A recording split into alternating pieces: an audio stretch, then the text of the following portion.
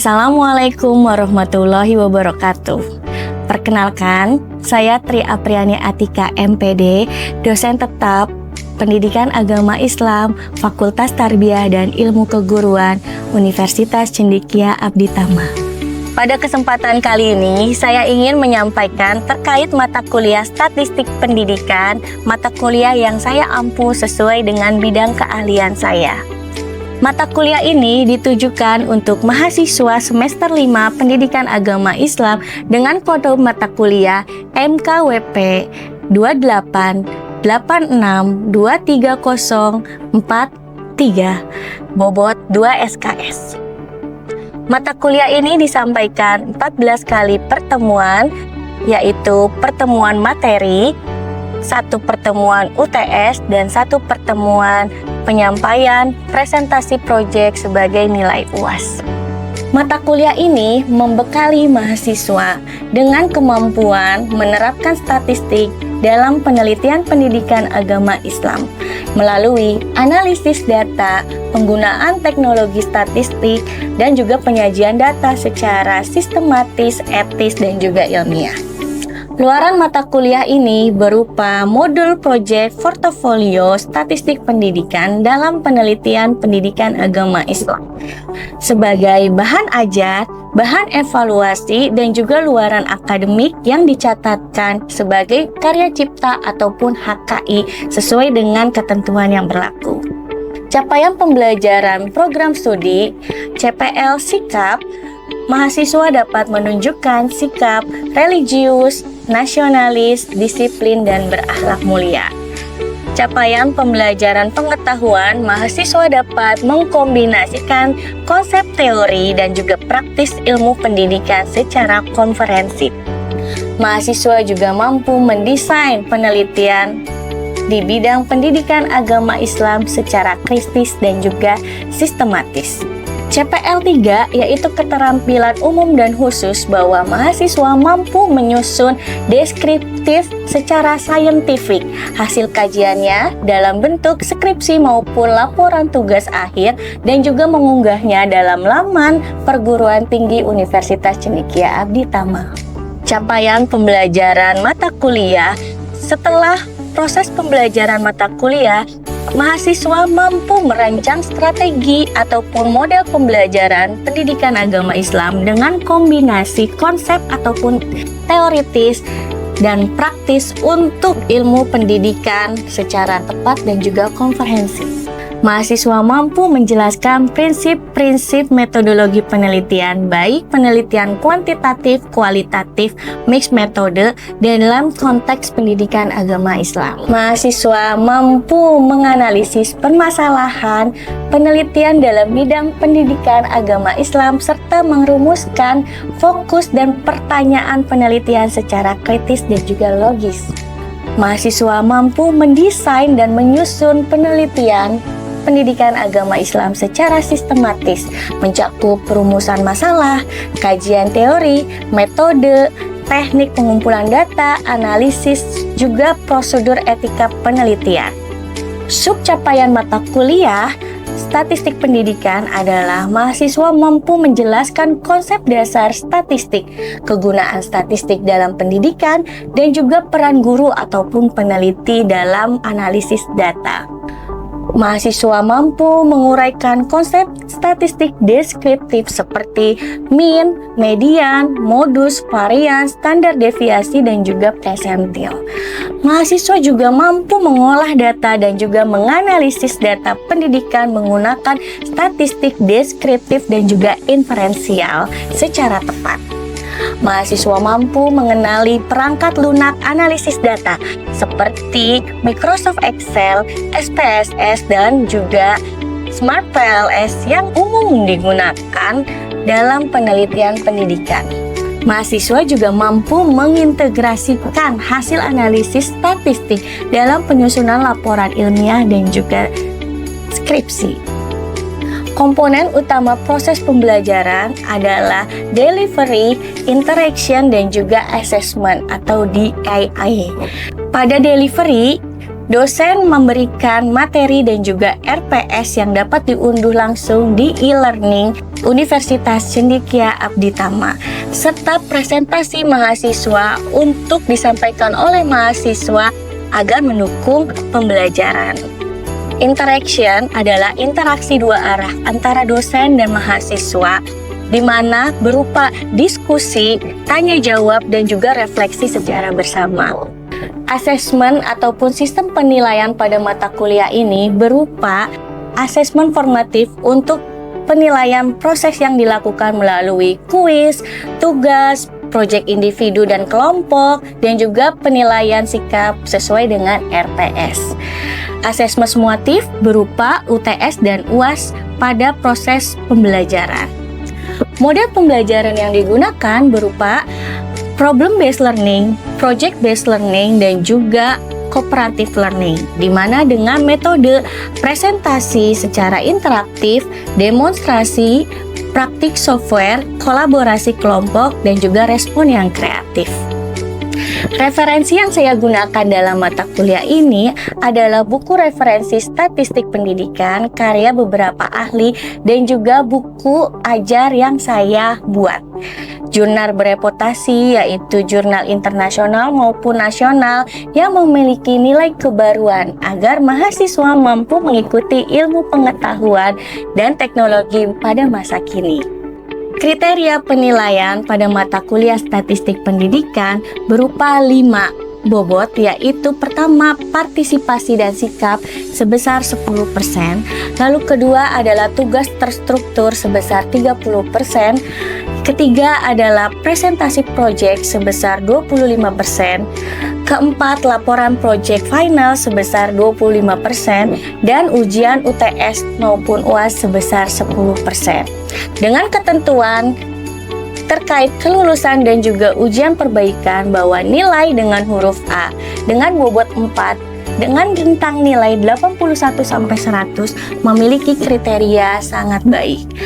Selanjutnya dengan nilai B dengan bobot 3 dengan rentang 71-80 memiliki kriteria nilai baik. Lalu selanjutnya nilai C dengan bobot 2 dengan rentang nilai 61-70 memiliki kriteria cukup, masih lulus. Selanjutnya adalah nilai D dengan bobot 1 dengan rentang nilai 51-60 memiliki kriteria kurang. Nilai E dengan bobot 0, rentang nilai kurang dari 50 memiliki kriteria gagal. Berikut adalah video proses pembelajaran yang dilakukan pada mata kuliah statistik pendidikan pertemuan ke-15, yaitu presentasi proyek kelompok di kelas.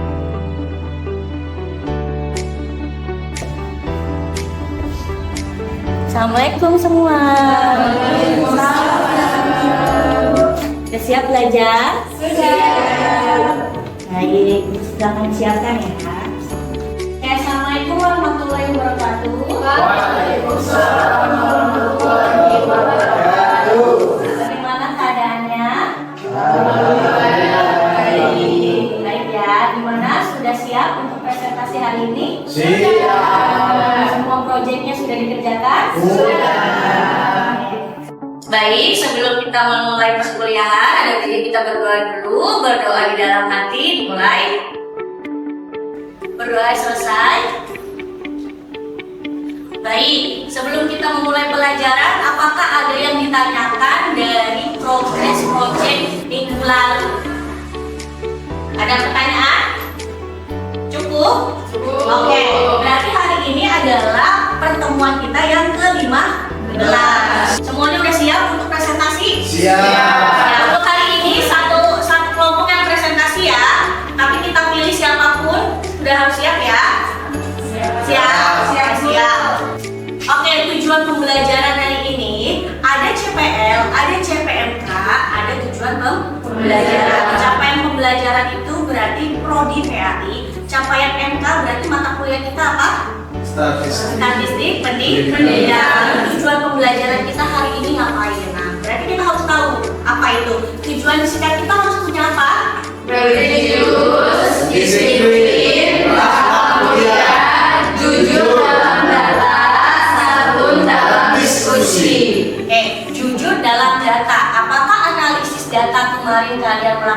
dengan jujur, dan santun dalam diskusi. Walaupun ada perbedaan pendapat, nanti harus diselesaikan dengan santun. Baik, lalu pengetahuannya berarti kalian mengkombinasikan apa? Konsep,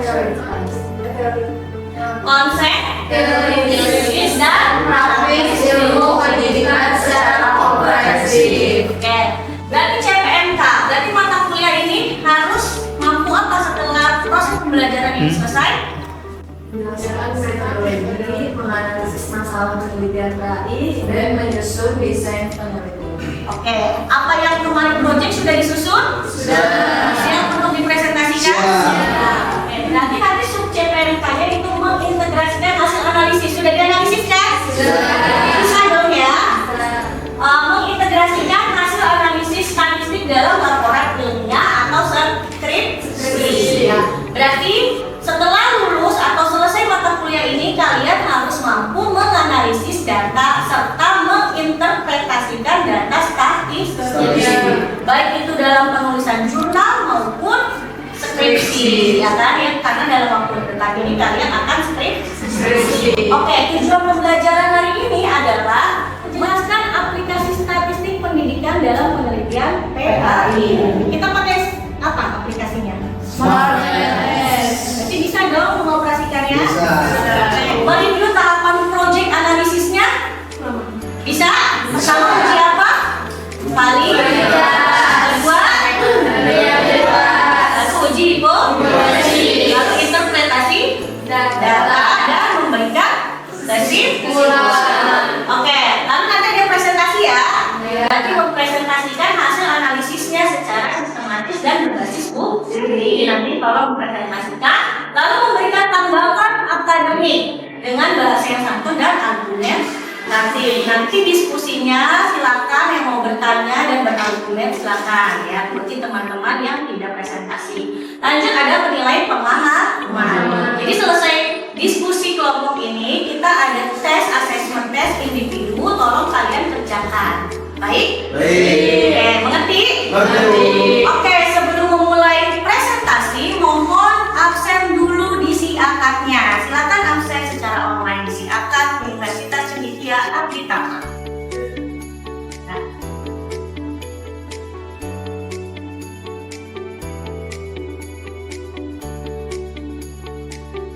Baik, kelompok yang presentasi silakan disiapkan.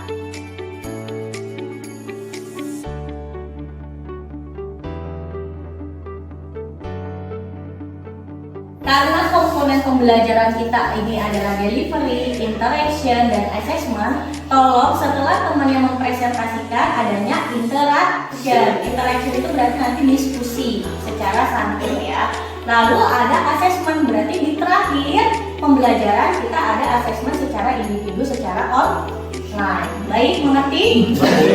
Ya, silakan presentasikan hasil proyek kalian.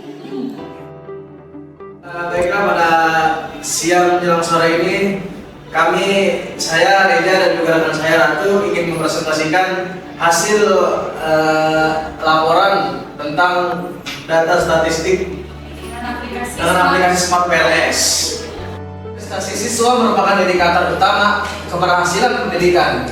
Namun, banyak faktor yang mempengaruhi pencapaiannya, mulai dari manajemen, kesiswaan yang efektif, hingga kualitas lingkungan sekolah yang kondusif.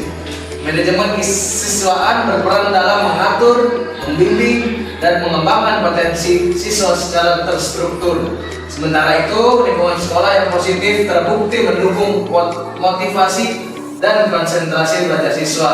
Nah, penelitian ini menggunakan aplikasi Smart PLS atau panjangannya Partner-Least Squares untuk menganalisis secara mendalam pengaruh kedua variabel tersebut terhadap prestasi siswa secara statistik dan terukur.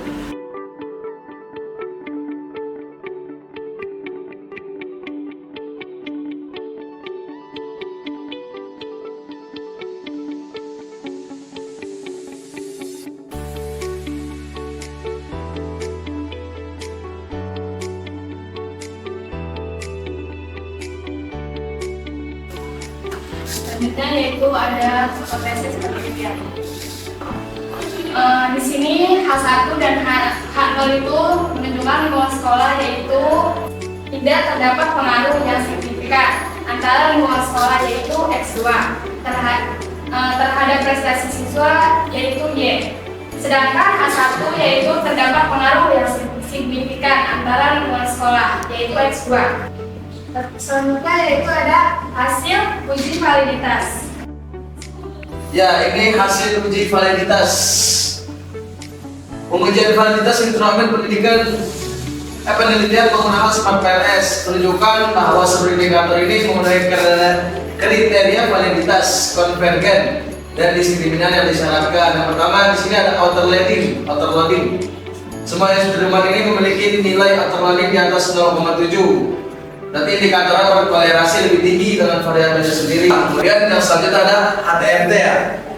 Yang ada di X1 menuju X2 nya ini ada di 0,838. Kemudian X1 menuju variabel Y 0,110. Kemudian X2 terhadap variabel Y 0,080. Semua valid.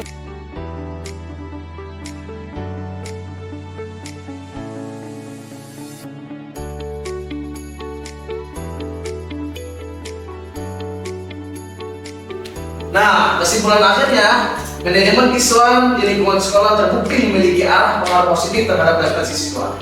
Meskipun belum signifikan secara statistiknya, pengembangan berkelanjutan kedua aspek ini tetap krusial untuk meningkatkan kualitas pendidikan secara menyeluruh dan berkelanjutan. Yaitu sesi diskusi dan tanya jawab. Baik, apakah ada teman-teman yang ingin bertanya tentang presentasi yang sudah disampaikan? Silakan. Ya, ada yang bertanya, teman-temanku? Oke, boleh, silakan. Apakah manajemen kesiswaan itu berpengaruh terhadap prestasi siswa? Apakah ada yang Ada pertanyaan? yang ditanyakan? Oke, silakan saudari Rosi. Ya baik, setelah saya simak dari presentasi tersebut, apakah manajemen kesiswaan dan lingkungan sekolah itu secara bersama-sama berpengaruh terhadap prestasi siswa? Oke. Ada Maksud saja saya ingin menjawab dari pertanyaan dari saudara Asep ya. Pertanyaan tadi, apakah manajemen kesiswaan berpengaruh terhadap prestasi siswa ya? Ya, jawabannya ya, sangat berpengaruh. Kenapa saya katakan sangat berpengaruh? Karena manajemen siswa berpengaruh positif terhadap prestasi siswa, gitu. Jadi pengelolaan siswa yang baik seperti pembinaan disiplin, pengembangan bakat dan minat serta layanan bersiswa dapat meningkatkan motivasi belajar kita dan juga mendorong peningkatan prestasi siswa. Jadi jawabannya yaitu sangat berpengaruh. Gitu. Apakah kurang jelas? Sangat cukup jelas ya? Oke, terima kasih. Kemudian boleh pertanyaan yang kedua boleh dibantu jawab oleh kawan saya. Silakan. baik, izin menjawab pertanyaan yang kedua. Tadi pertanyaannya, apakah manajemen kesiswaan dan lingkungan sekolah secara bersama-sama berpengaruh terhadap prestasi siswa? Jawabannya sangat berpengaruh karena manajemen kesiswaan dan lingkungan sekolah secara simultan berpengaruh positif terhadap prestasi siswa. Manajemen kesiswaan yang efektif didukung oleh lingkungan sekolah yang aman, nyaman, dan kondusif akan menciptakan proses pembelajaran yang optimal sehingga prestasi siswa meningkat. Apakah sangat jelas? Sangat jelas, ya, terima kasih. Sama.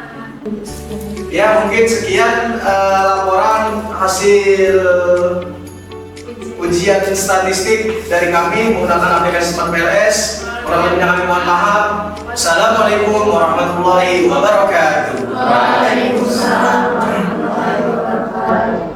Baik, apakah cukup jelas dari pernyataan teman-temannya?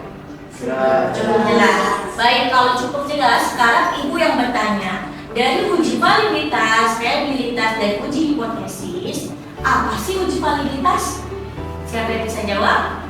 Ya, baik. Silakan. Validitas adalah tingkat ketepatan atau keabsahan suatu alat ukur, tes atau instrumen dalam mengukur apa yang seharusnya diukur. Misalnya, jika Anda ingin mengukur tinggi badan, maka alat yang valid adalah materan bukan timbangan. Jika Jika satu kuesioner untuk mengukur kepuasan pelanggan, maka pertanyaan dalam kuesioner harus benar-benar mencerminkan kepuasan pelanggan, bukan hal lain seperti usia atau pendapatan. Ya terang ya, jadi validitas itu adalah ketepatan alat ukur mengukur sesuatu yang ingin diukur. Artinya apa? Kalau tinggi badan berarti kita mengukurnya dengan apa?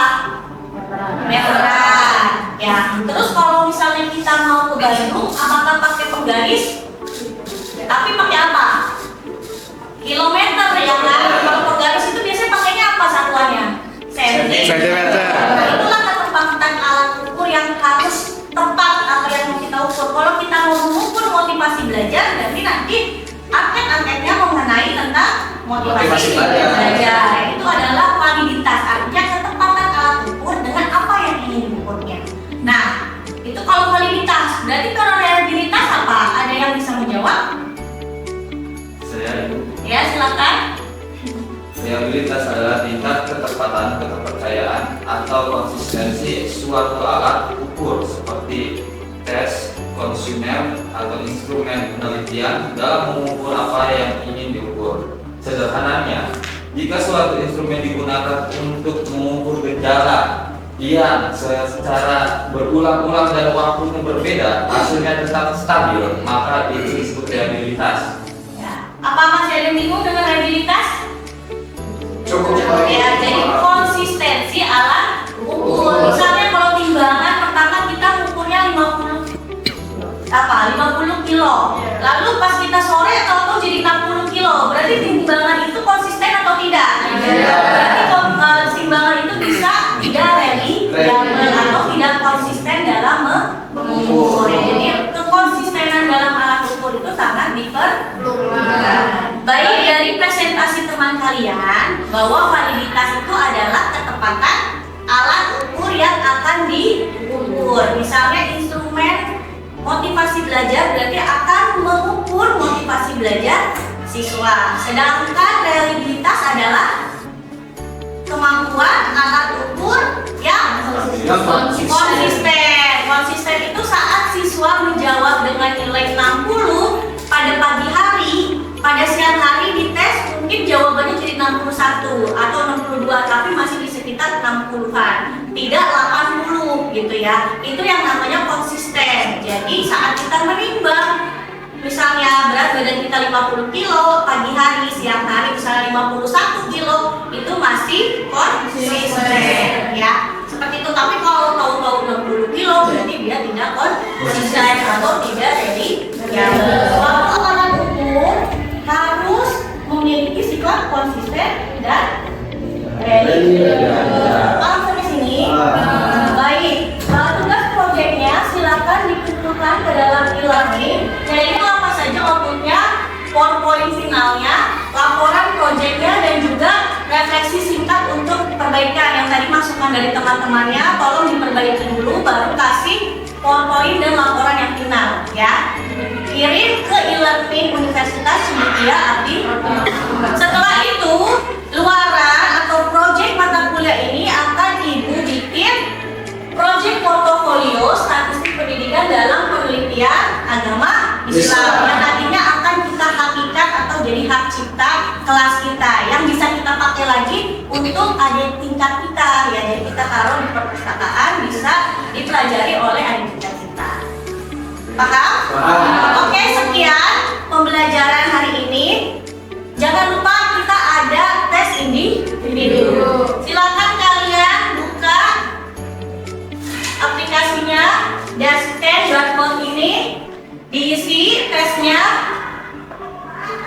dan yang sudah selesai silakan dikumpulkan.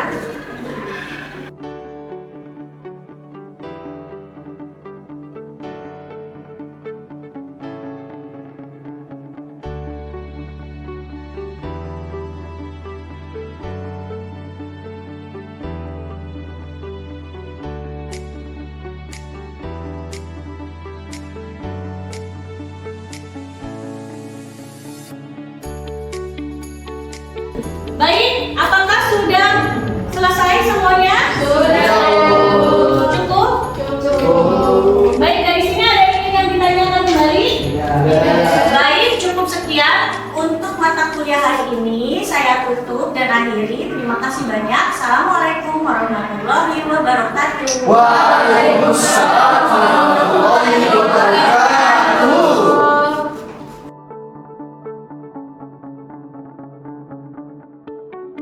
Sekian proses pembelajaran mata kuliah Statistik Pendidikan Agama Islam Universitas Cendekia Abditama.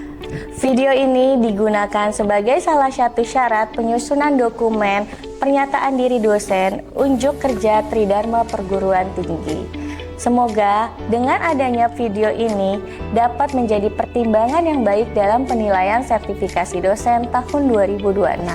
Akhir kata, saya ucapkan terima kasih. Wassalamualaikum warahmatullahi wabarakatuh.